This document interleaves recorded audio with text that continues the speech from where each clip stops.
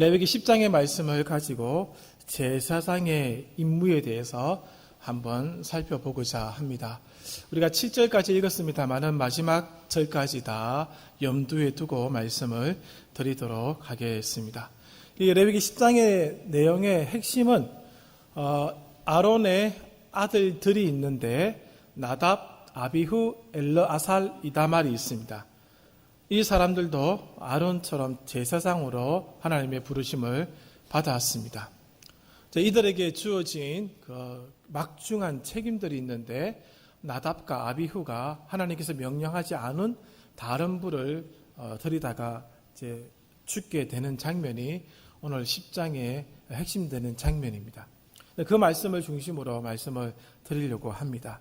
이 말씀을 조금 더 잘 이해하기 위해서 저는 사무엘하 6장에 있는 말씀으로 오늘 시작해 보고자 합니다. 사무엘하 6장에는 하나님의 법궤가 다윗성으로 옮겨지는 장면이 나옵니다. 여러분, 다윗이 어떤 삶을 살았는지에 대해서는 우리가 익히 잘 알고 있습니다.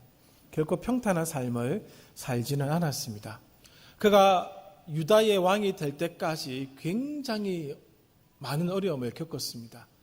상상하기 힘든 그런 일들이 다윗에게 많이 놓여져 있었죠. 그리고 드디어 통합 왕국의 왕이 되는 자리에 들어가게 됩니다. 그리고 가장 중요한 사건이 하나 등장하는데 그동안 방치되어 있었던 하나님의 법궤가, 여호와의 법궤가 드디어 다윗성으로 옮겨질 수 있을 그런 상황이 주어지게 된 것이죠. 자, 그렇다면 다윗은 이 일을 위해서 어떻게 준비를 했을까? 먼저 사무엘하 6장 1절에 보면은 무려 그날 동원된 인원이 3만 명입니다. 3만 명이 동원되어서 이 행사에 참석하게 되었고 각종 악기들이 동원되었고 백성들이 부름을 받았습니다. 다윗은 이 일이 끝난 뒤에 백성들에게 나누어줄 선물들도 잔뜩 준비를 했었습니다. 그리고 그 중에 하나 법궤를 싣고 갈 새 수레를 준비했음을 우리는 본문을 통해서 보게 됩니다. 그러나 이 행사는 실패하였고 중단됩니다. 왜냐하면 법궤를 담당했던 우사가 법궤의 수레를 끌고 있던 소가 날뛰게 되자 법궤가 흔들리게 됩니다. 그 모습을 바라보고 법궤에 손을 대게 되자 하나님이 그를 죽여버렸습니다. 그래서 다윗은 이 모습을 바라보면서 화를 내고 이 행사는 중지되고 말았습니다. 왜 이런 일이 생겼을까? 표면적인 이유는 사무엘하 6장 3절에 나옵니다. 여호와의 법궤를 새 수레에 실었기 때문에 그렇습니다. 레위기의 말씀에 따라서, 민수기의 말씀에 따라서 법궤의 이동 수단은 반드시 사람이 어깨에 메어야 합니다. 그래서 법궤를 수레에 싣거나 다른 이동 수단에 의지해서 옮겨서는 안 됩니다. 표면적인 이유는 바로 이것이죠. 이 규정을 어겼기 때문에 그렇습니다. 그렇다면 문제는 어디에 있는가 하면 다윗이 이 규정을 몰랐는가? 라는 문제에 다시 봉착하게 됩니다. 다윗이 몰랐다고 한다면 그것도 심각한 문제고 다윗이 알았다고 한다면 왜 그랬을까? 그것을 생각해 보아야 한다는 것이죠. 법궤가 방치됐는지 오랜 시간이 지났습니다. 그리고 엘리 제사장이 이스라엘 백성을 이끌고 또 사울이 이스라엘 백성을 이끌고 나갈 때 그 당시에 하나님의 말씀이 희귀했던 것이 사실입니다. 그렇지만 우리가 알고 있는 다윗이 하나님의 법규를 몰랐다라고 보기에는 조금 석연치가 않습니다. 알고 있지 않았겠나 싶습니다. 왜냐하면 그 이후에 다윗이 법궤를 이동시킬 때는 레위인들의 어깨에 법궤를 매게 하거든요. 누가 중간에 그런 얘기를 했다라는 기록이 없는 것을 볼 때에 다윗은 알고 있지 않았을까라는 추측을 하게 됩니다. 그렇다라고 볼 때에 왜 다윗은 이 규정을 알고 있음에도 불구하고 수레에 법궤를 싣게 했을까라고 하는 부분입니다. 말씀드린 대로 다윗은 굉장히 어려운 과정을 통해서 통합 왕국의 왕이 되었습니다. 그는 그것을 지키기 위해서 어떤 일들을 감행해 나갔는가 하면은 자기를 죽이려고 했던 사울, 그리고 사울의 가문을 극진히 보살핍니다. 참으로 극진하게 사울의 가문을 대하는 것을 보게 됩니다. 그 자리가 이렇게 도전받는 것을 원치 않았던 것 같습니다. 그런데 하나님의 법궤를 예루살렘으로 옮기는 일이야말로 다윗의 정권을 더 탄탄하게 해주는 일이 될 수 있습니다. 그렇게 되면 예루살렘은 종교의 중심지, 또 정치의 중심지가 될 수 있고, 또 다윗이 예루살렘을 수도로 삼았기 때문에 다윗은 통합왕국의 지도자로서 왕으로서 그 자리를 견고하게 할 수 있다는 것이죠. 흩어진 지파들 간의 마음을 한 곳으로 모을 수 있는 수단이 될 수 있는 것이죠. 그래서 다윗은 더 성대하게, 더 화려하게, 더 멋지게, 거대하게 누가 보더라도 진짜 잘했다라는 얘기를 듣고 싶었던 것 같습니다. 그렇게 하는 데 있어서 법궤가 레위인들의 어깨에 메어져 가는 것은 조금 그 큰 행사에 비해서 아니었던 것으로 생각하지 않았나 싶습니다. 거대한 수레에, 화려하게 꾸민 수레에 법궤를 옮겨서 간다면은 더 좋지 않았겠는가라는 생각이 다윗에게 들었던 것 같습니다. 결국 자신을 위해서 자신의 정권이 더 잘 정착되기를 원하는 마음에 오늘 자신의 필요에 따라서 새로운 수레를 준비한 것이 아닌가 보여진다는 것이죠. 자신의 필요에 의해서 이 일이 진행되었기에 자신의 방법이 동원된 것입니다. 그래서 우사가 죽는 일들이 일어났고 이 법궤의 이동이 중단되게 된 것입니다. 대부분의 사람들은 다윗도 그렇고 나답도 그렇고 아비후도 그렇고 자신의 관점에서는 훌륭한 그리스도인들입니다. 그러나 단 한 번 율법은 자신의 일에 스스로를 증인으로 허락하지 않습니다. 무슨 말인가 하면은 나는 어떤 사람이다라고 하는 것에 증인이 될 수 없다는 것이죠. 여러분,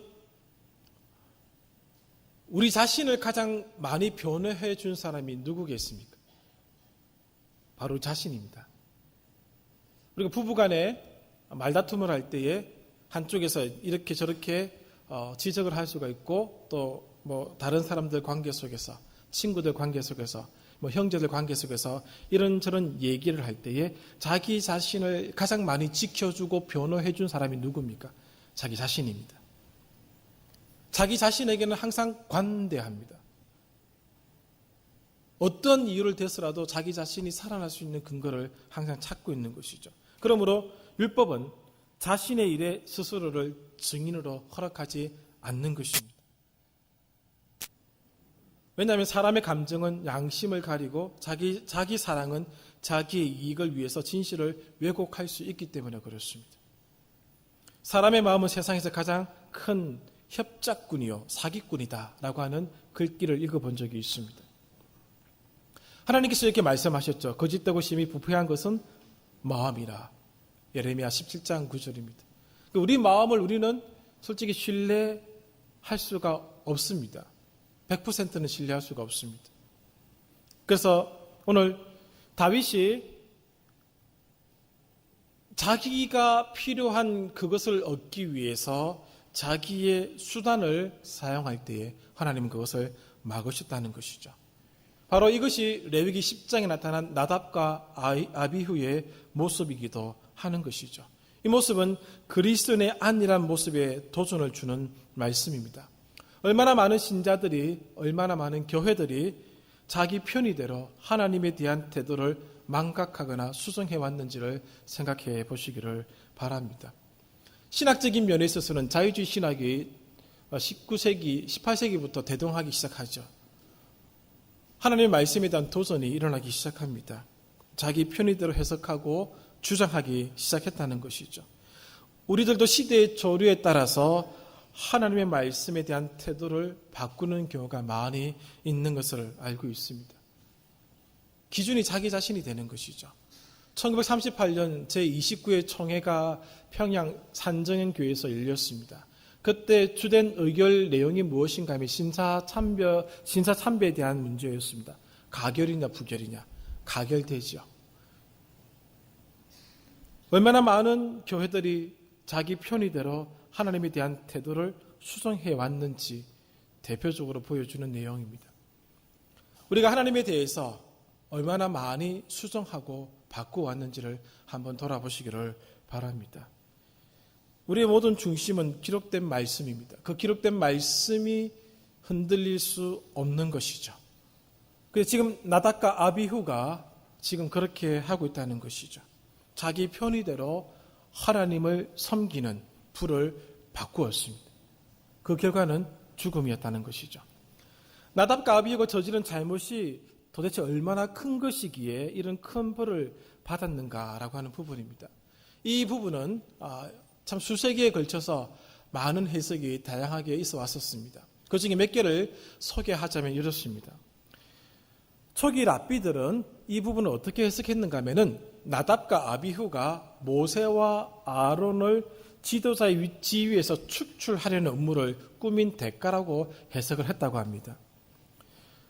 구장에 나타난 첫 번째 제사를 한번 다시 떠올려 보시기를 바랍니다. 여호와의 영광이 임했지 않습니까? 모세와 아론이 하나님 앞에 제물을 바친 후에 여호와의 불이 나타나 그 제물을 다 살아갔습니다. 하나님의 영광이 임했죠. 그 모습을 보았던 나답과 아비가 큰 감명을 받았다는 것입니다. 그리고 그들도 하나님 앞에서 제물을 드리고 제사를 드리게 되면은 이와 같은 현상이 일어날 것을 그들도 이제 알게 되었습니다. 그러면 백성들이 그 모습을 바라보고 모세와 아론에게 주었던, 아론을 대했던 그런 마음을 그들도 얻을 수 있을 것이다라는 생각을 했다는 것이죠. 그래서 모세와 아론을 축출할 기회를 노리기 위해서 그들은 그들 나름의, 자기 나름의 불을 준비해 드렸다는 것입니다. 이렇게 해석을 하는 해석이 하나 있습니다. 두 번째는 라쉬밤이라는 사람이 해석하기를 나답과 아비후의 거만이었다라고 해석을 하고 있습니다. 왜냐하면 출애굽기 19장부터 24장까지 보시면 이스라엘 역사상 가장 위대한 사건이 하나 일어나게 됩니다. 하나님과 이스라엘 백성이 언약을 맺게 되죠. 그 언약을 맺고 난 뒤에 출애굽기 24장에서 하나님께서 몇 명의 사람을 신의 산으로 부르십니다. 그때 그 자리에 갔던 사람이 모세, 아론, 나답, 아비후, 백성들의 장로 70명이 그 자리에 가게 됩니다. 모세, 아론, 나답, 아비후입니다. 출애굽기 24장 9절에 그 이름들이 나오고 있습니다. 이 엄청난 사건, 하나님을 대면하여 뵙고 먹고 마셨던 사람들 중에 한 사람들입니다. 엄청난 거죠. 이제 그리고 모세와 아론은 나이가 많습니다. 훗날 새로운 지도자로 나답과 아비후는 그 자리에 앉을 수 있는 사람들입니다. 그게 확실시 되고 있습니다. 하나님을 대면하는 자리에 나갔습니다. 제사장으로 위임도 받았습니다. 충분히 거만해질 조건을 갖추었다라고 보는 것이죠. 그래서 그들은 제사를 드림에 있어서 하나님의 지침을 무시했다는 것이죠. 그 거만한 마음이 그렇게 그들을 만들었다는 것입니다. 그리고 이 다른 불을 드림에 있어서 모세와 아론에게도 묻지 않을 만큼 그들의 마음이 높아졌다고 하는 것이죠. 율법을 마음대로 주물렀던 것이죠. 그 결과 죽음이 그들에게 주어졌습니다. 또 다른 해석은 랍비 웨슬리라는 사람이 해석을 한 것인데 그들의 거릇된 열정이라고 얘기하고 있습니다. 하나님의 그 강한 임재를 바라보았던 그들은 흥분하게 되었고 또 그 속에서 기쁨을 만끽하게 됩니다. 그것이 그들에게 있어서 안 좋은 것으로 작용한 것이죠. 종교적인 열정을 자제하지 못해서 더 겸손해야 되는데 흥분한 상태로 그들이 다른 불을 드리게 되었다라고 해석을 하는 것입니다. 그러나 어느 것이 맞다라는 것은 성경에 나와 있지 않습니다. 오늘 읽어드렸던 1절 말씀 보면 나와 있는 것은 이것만은 확실합니다. 여호와께서 명령하시지 아니하신 다른 불을 담아 여호와 앞에 분향한 것이 그들을 죽음으로 몰고 갔다는 것이죠. 9절 말씀을 보시면 하나님께서 아론을 부르십니다.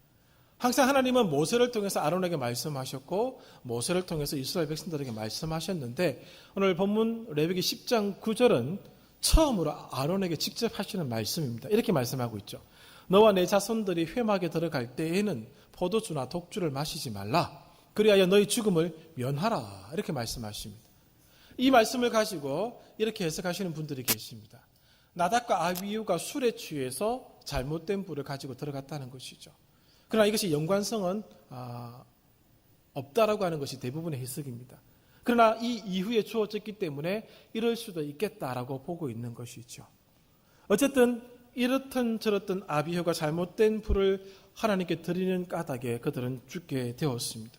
우리는 그들이 왜 이런 불을 드렸는지, 그것이 의미한 바가 무엇인지는 정확하게 알 수 없습니다만은 이 사건을 통해서 몇 가지를 배울 수가 있게 됩니다. 그 첫 번째가 제사장의 정체성에 대한 것입니다.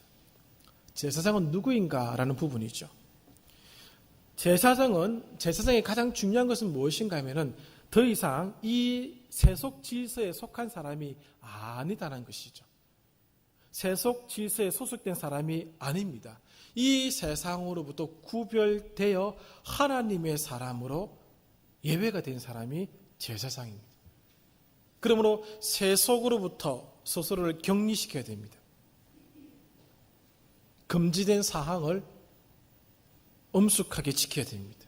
그래서 아론은 그의 금쪽 같은 첫 번째 아들 나답, 두 번째 아들 아비후가 죽었지만은 슬퍼할 수가 없었습니다.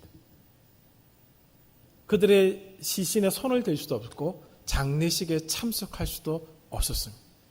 왜냐하면 이 세상 세속 질서에 소속된 사람이 아니기 때문에 그렇습니다.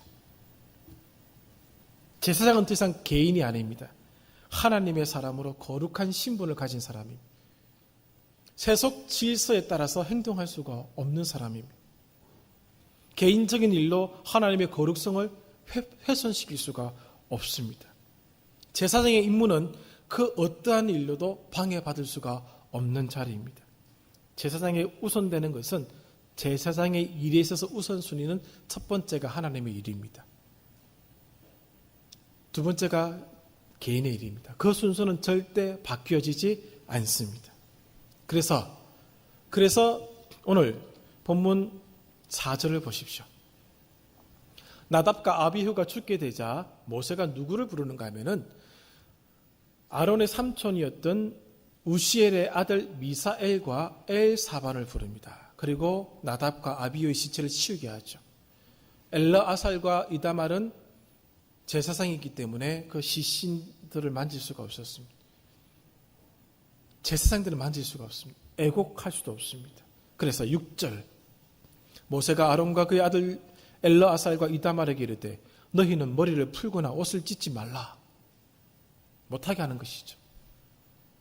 만약에 대제사장 아론이 슬퍼하거나 장례식에 참석하게 되면 6절 하반절 여호와의 진노가 온 회중에게 미침을 알게 되는 것이죠. 여호와의 진노가 온 회중에게 내리게 되는 것이죠. 그러므로 제사장은 더 이상 세속 질서에 속한 사람이 아닌 것입니다. 이것이 제사장입니다.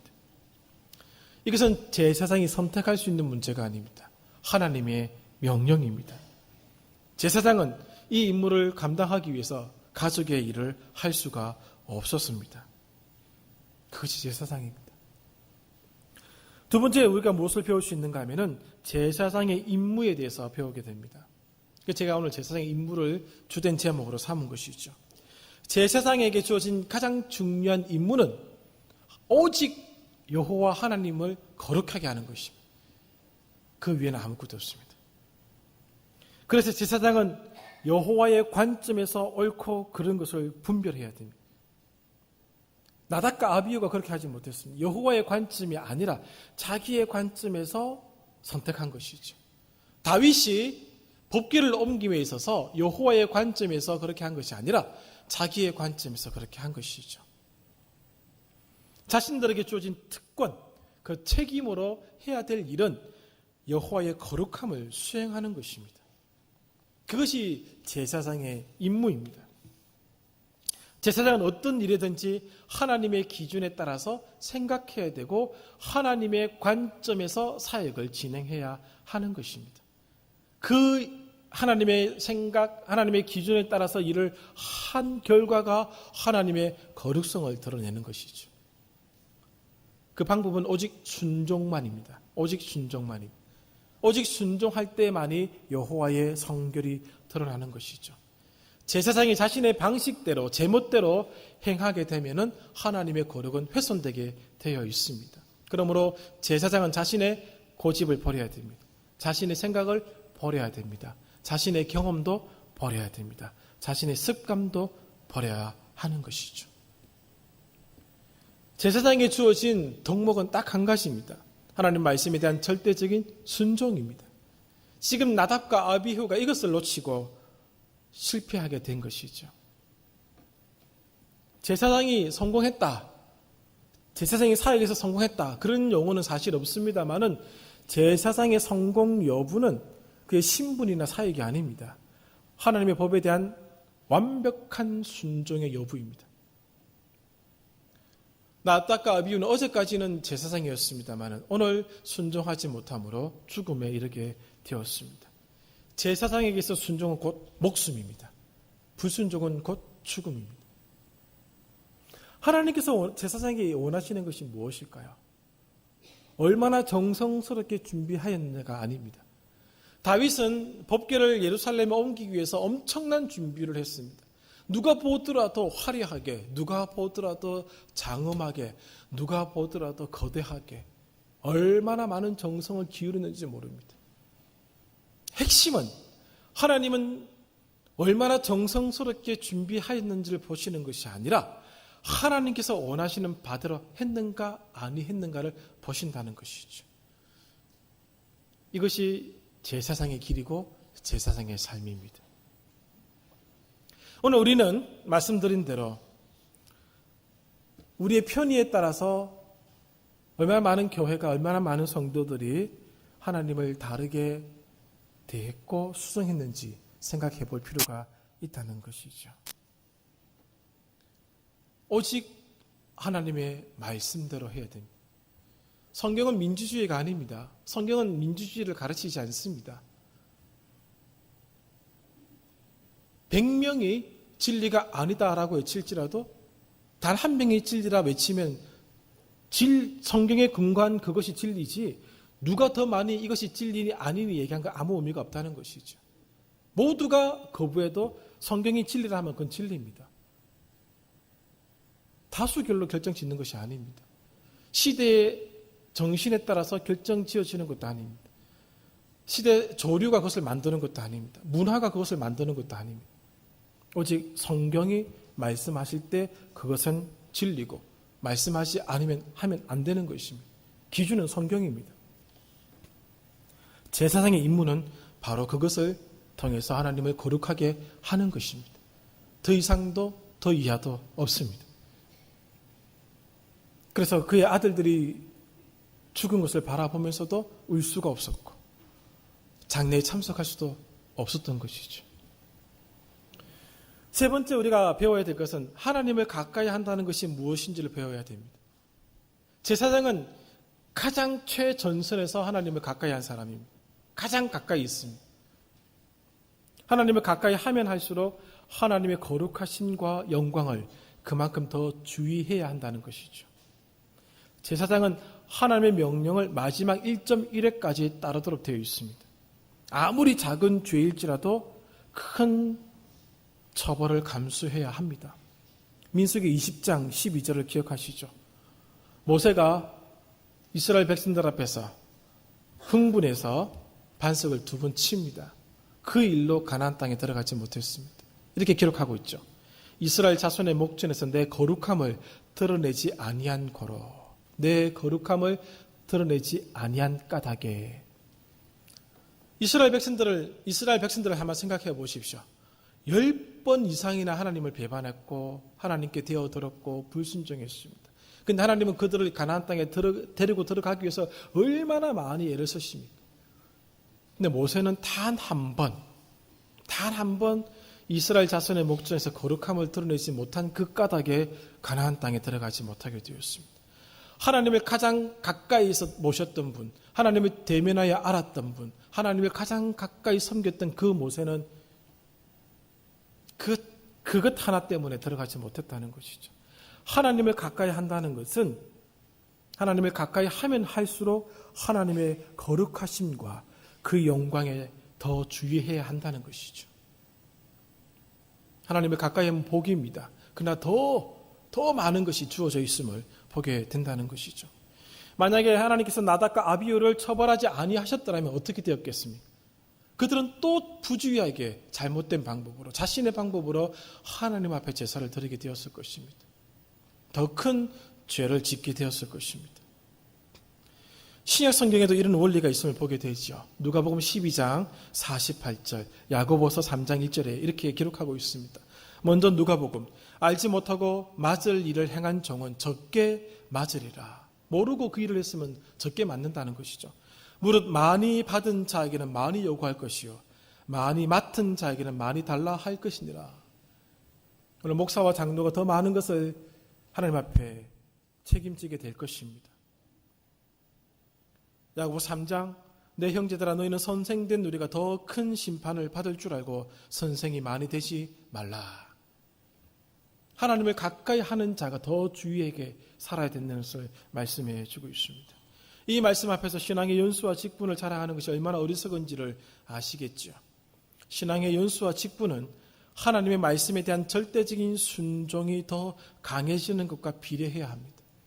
더 신앙의 연수가 깊으면, 주신 직분이 크면은 더 순종하는 사람이 되어야 한다는 것이죠. 그것으로 그것을 보이는 것이 오늘 이들에게 주어진 모습입니다. 말씀을 정리하도록 하겠습니다. 하나님의 거룩함은 제사장들의 제사 행위를 통해서 드러나는 것이 아닙니다.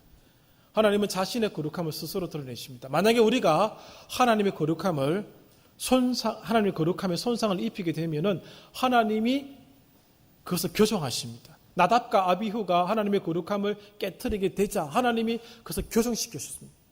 그들을 죽이고 깨끗게 만드셨습니다. 그의 영광을 드러내신 것이죠.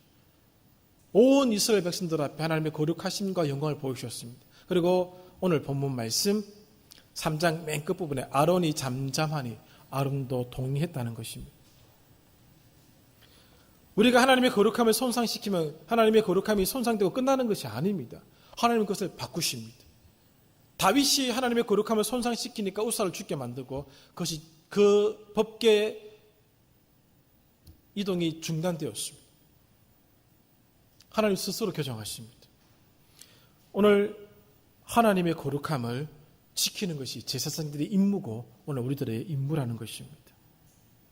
말씀의 중요성을 결정짓는 주체는 인간이 아닙니다. 하나님이 하십니다. 하나님께서 말씀하셨으니 지켜야 하는 것입니다. 아까 말씀드린 대로 시대의 조류가, 시대 정신이, 문화가, 다수결이 그것을 판단하는 것이 아닙니다. 우리는 하나님 말씀에 순종함으로써 하나님의 거룩함을 드러내는 거룩한 제사장들입니다. 그 거룩한 제사장의 임무를 부여받은 자들입니다. 이것이 우리가 있는 이유가 되는 것입니다. 그러므로 각자의 삶의 자리에서, 교회에서 맡은 직분의 자리에서 하나님의 거룩함을 손상시키지 않도록 하시기를 바랍니다.